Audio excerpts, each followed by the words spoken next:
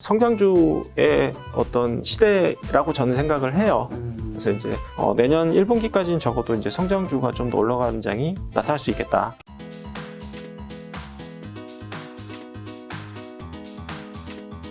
자, 그럼 요즘 최근에 또 주목할 만한 시장의 변화는 또 어떤 게 있을까요? 최근에 시장의 변화는 저는 그 성장주의 변화도 좀 재미있는 것 같아요. 네. 그러니까 기존에 이제 성장주라고 할 수 있었던 게 사실 가장 대표적이었던 게 이제 바이오였잖아요. 그렇죠.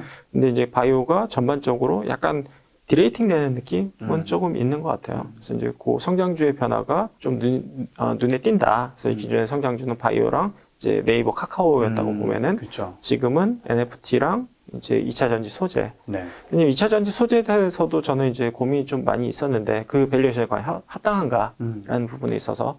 근데 지금 보이는 부분은 그래도 재평가 요소가 분명히 있었는데 그게 조금 더 강화되는 느낌은 좀 있는 것 같아요. 왜냐면은 전기차에 대한 수요도 이제 생각했던 것보다 더 강하게 나타나고 있고 네. 그리고 이제 소재에 대한 수요도 네. 마찬가지로 강하게 나타날 뿐만 아니라 네. 저는 가장 인상적이었던 부분이 이제 최근에 뭐 특정 이제 그 소재 회사 대표님하고 이야기를 나눴을 때 그 말씀이 되게 인상적이었던 게 있는데요. 뭐였냐면은 우리 회사가 앞으로 이 시장을 다 먹을 것 같다. 이 이야기를 하시더라고요. 엄청난 포부인데 그래서 그 회사만 있는 게 아닌데. 그래서 왜 그러시죠? 여쭤봤더니 네. 그러니까 본인들 정도의 캐파까지 올라오기에는 시간이 굉장히 좀 많이 걸린다.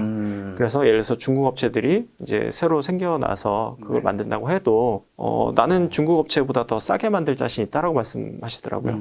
그래서 이제 뭐 기술적인 장벽도 어느 정도 있고 그리고 이제 규모 경제도 어느 정도 달성을 했기 때문에 이거를 나보다 더 싸게 이제 좋게 만들 수 있는 회사는 없는 것 같다. 그래서 이제 중국 업체들하고 이제 견주어봐도 경쟁을 해도 나는 이길 자신이 있다라고 말씀을 하셨거든요. 그게 공감을. 네, 그래서 되게 합리적인 이야기이시구나.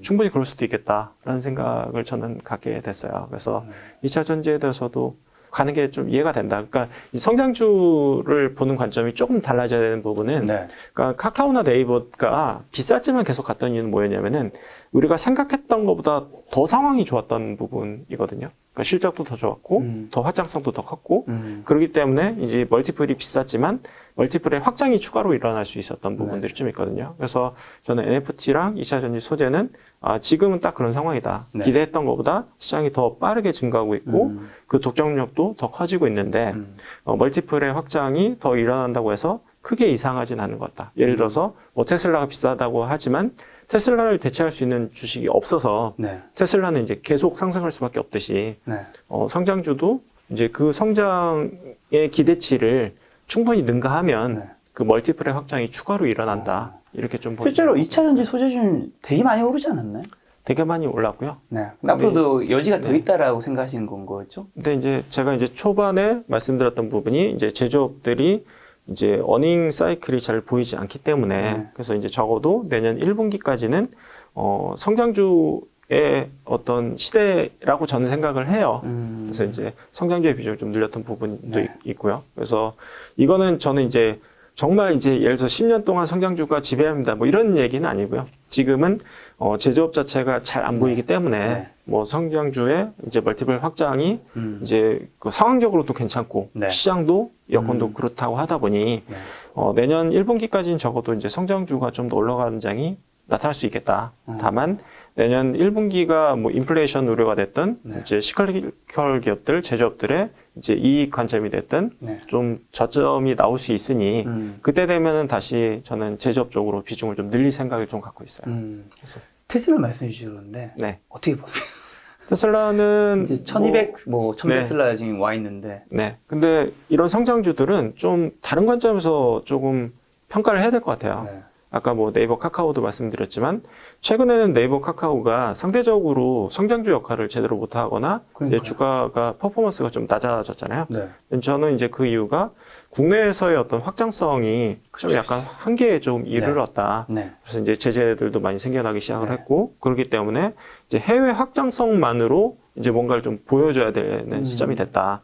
근데 만약에 우리가 기대했던 확장성보다 해외에서 더 잘하네? 네. 그러면 사실 주가가 오르는 거고요. 그렇죠. 근데 그냥 리니어하게 가네? 우리가 생각했던 대로 가네? 라고 하면은 주가가 더 오르기 힘든 부분이 있을 네. 것 같고요. 그래서 테슬라도 저는 어떤 관점에서 봐야 된다고 생각하냐면은 테슬라는 그 자율주행의 그냥 원탑이라고 생각을 해요. 그렇죠, 그렇죠. 예. 근데 만약에 정말 극단적으로 이제 가정을 하면 현대차가 정말 너무 그 자율주행 개발 잘해서 테슬라 정도의 어떤 그 자율주행 능력을 보여준다라고 하면은 테슬라 주가는 폭락해야 될 것 같아요.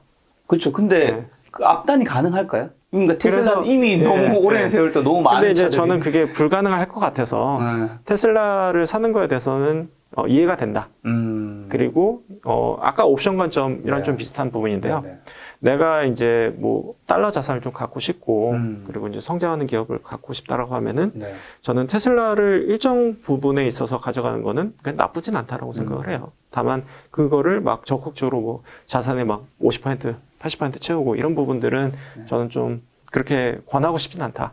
그리고 테슬라 같은 경우에는 그 리더십만 잃어버리지 않는다고 하면은 주가가 또 막 그렇게 막 급격하게 떨어질 이유는 없는 것 같다라는 생각이 드는 것 같아요. 그럼 네이버랑 카카오 같은 경우 해외 확장성은 실제로는 좀 가능성 있다고 보세요?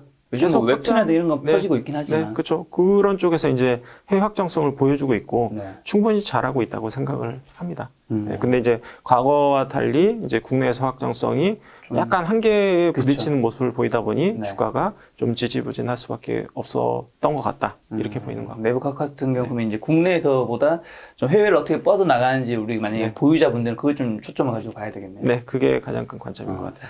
자, 그러면 최근에 대표님 주식 운용하는 데 있어서 네. 좀 가장 큰 고민은 어떤 걸까요? 저희 개인 투자자분은 제가 먼저 말씀드리면 네. 작년과 달리 너무 힘듭니다. 작년에 뭘 사도 올랐고 작년에는 그냥 그 실력보다는 용기. 네. 그때 뛰어든 사람은 다 수익을 본 것 같은데 올해는 뭐 다시 올해 초로 돌아갔잖아요, 주가. 네, 그렇죠. 지금은 개인도 마찬가지지만 네. 기관도 똑같은 게 멘탈 관리가 되게 힘든 상황이에요. 왜냐면은 저도 이제 20년 동안 펀드 매니저 생활을 했지만 그 내년에 가장 큰 중요한 부분은 그러니까 시장을 이기는 데 있어서 따라가는 데 있어서 가장 중요한 관점은 그러니까 전기전자를 반도체를 언제 살 것이냐였거든요, 사실은. 근데 이게 이제 먼저 이 불안감이 저만 갖고 있는 게 아니라 네. 모든 참여자들이 다 갖고 있어요. 그러니까 기관 투자자들 같은 경우는. 그렇기 때문에 최근에 주가가 막 급등락하는 것도 그 불안감의 반영. 그리고 뭐 NFT 관련된 뭐 게임주들 같은 경우에도 뭐 엄청나게 급등락. 그 이유가 좀만 오르면은 안 갖고 있으면 불안하고 좀 떨어지는 것 같으면은 좀 불안해서 팔고 이게 그냥 계속 반복되고 있어요. 네.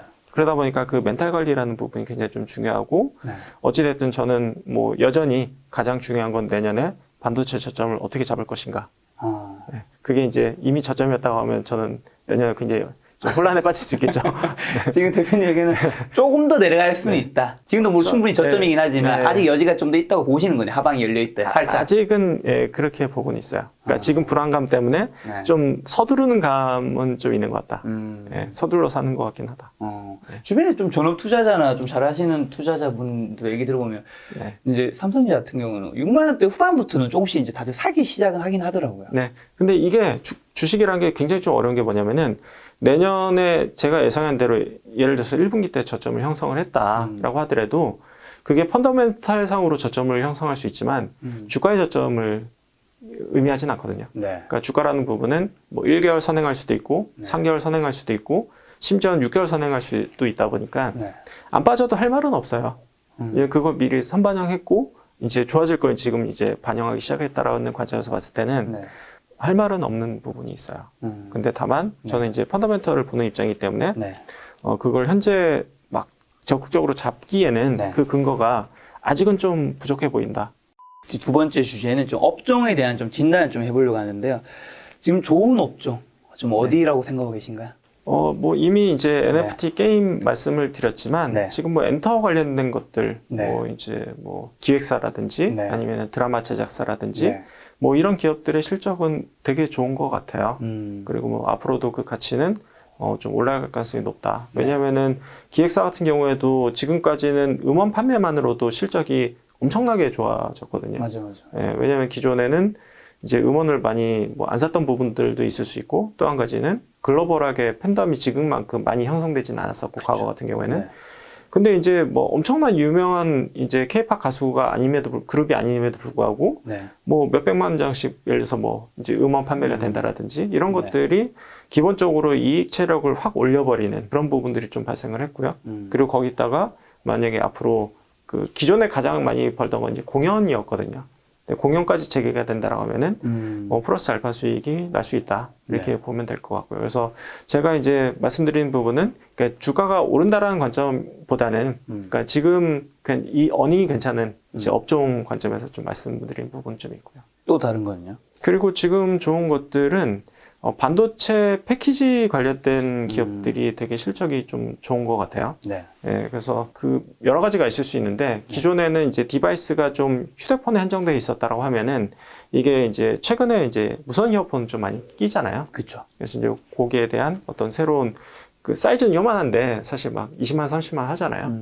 그러면 이제 ASP가 단가가 되게 높은 부품들이 좀 많이 들어간다. 그리고 이제 비메모리 반도체 시장이 커질수록 패키징과 관련된 매출액이 커진다. 네. 왜냐면은 메모리 같은 경우는 똑같은 걸 이제 찍어내는 거기 때문에 패키징의 이슈가 그렇게 크진 않아요. 네. 근데 이제 비메모리 같은 경우에는 어떻게 보면 좀 특화된 반도체, 이제 뭐 다품종 소량 생산에 해당이 되거든요. 그러면은 패키징 회사들이 또 거기에 맞는 패키징을 또 따로 해줘야 돼요. 네. 그렇기 때문에 반도체 기판, 그러니까 기판 관련된 회사들의 올해 이제 3분기 실적들이 굉장히 좀 좋았고, 네. 앞으로도 이제 디바이스의 확대, 그리고 AS의 확대, 그리고 비메모리 시장의 확대가 될수록 기판과 관련된 기업들의 실적은 계속 좋을 것 같다라고 보이는 부분이 있고요.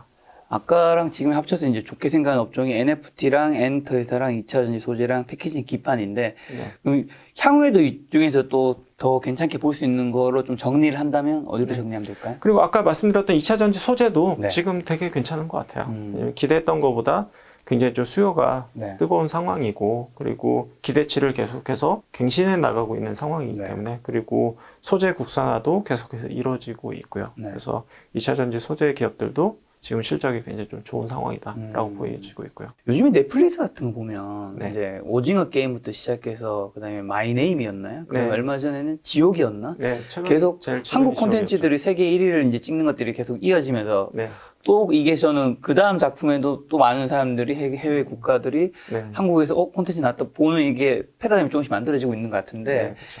이거는 좀 다른 쪽으로 이어졌을 때 어떤 섹터에 영향, 당연히 뭐 K 콘텐츠 엔터는 당연히 영향이 있을 건데, 네. 이게 뻗어나가면 어디로 좀 다 영향이 있을까요? 지금 드라마 제작사들의 실적이 굉장히 좀 좋은 상황이고요. 네. 이제 드라마 제작사들이 일단 1차적으로 가장 큰 수혜를 그렇죠. 얻게 되겠죠. 그래서 기존에는 예를 들어서 제작비가 뭐 50억이었다라고 하면은 지금은 이제 기본적으로 다 100억대 단위로 되고 있는 것 같고요. 뭐 200억, 500억. 근데 이제 예를 들어서 이제 헐리우드에서 봤을 때는, 그러니까 미국 관점에서 봤을 때는 저 드라마를 예를 들어서 500억에 만들 수 있단 말이야? 저렴하지. 사실 한국은 내가 네. 가성비가 너무 네. 좋아. 여전히 저렴한 거죠, 사실은. 네. 그들은 딱 보면, 이거 1000억, 2000억은 들여야 될 것 같은데, 이거 500억에 만들었다고 약간 의아하게 생각하는 부분이 있을 수 있거든요. 그러니까요. 그래서, 전체적인 숫자 자체가 아예 바뀌었다.